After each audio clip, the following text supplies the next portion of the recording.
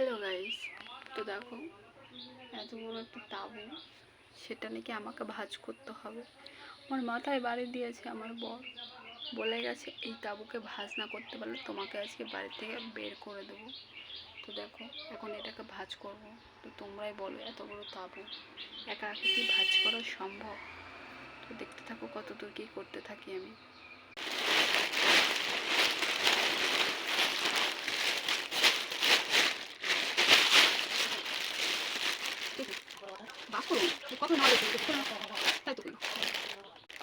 তো দেখো ফাইনালি আমি কি করে তাবু ভাঁজ করতে হয় জেনে গেলাম।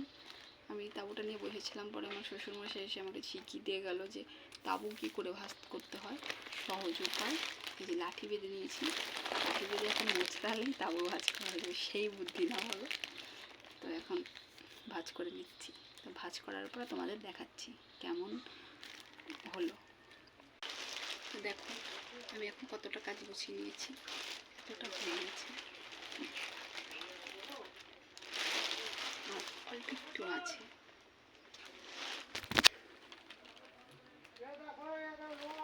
কমপ্লিট করে আসছি, তোমাদের সঙ্গে আবার দেখা করতে। ফাইনালি আমার তাবু গোছানো কমপ্লিট, আর আমি হাঁপিয়ে গেছি, দম নিতে কষ্ট হয়ে যাচ্ছে। তো দেখো এই যে খড়িবাবু, আর আমার তাবু কমপ্লিট গোছানো। অতটা ভালো করে গোছাতে পারিনি, তো যেরকম গুছিয়েছি এখন গুছিয়ে রাখা একটা জায়গা, মানে একটা সুন্দর করে একটা রাখা যাবে, আর জিনিসটা নষ্টও হবে না। তো ঘরের জিনিসকে গুছিয়ে রাখার দায়িত্ব তো আমাদেরই, বলো। তো আমাদের ভিডিওটা কেমন লাগলো, আমার ভিডিওটা কেমন লাগলো একটু জানিও।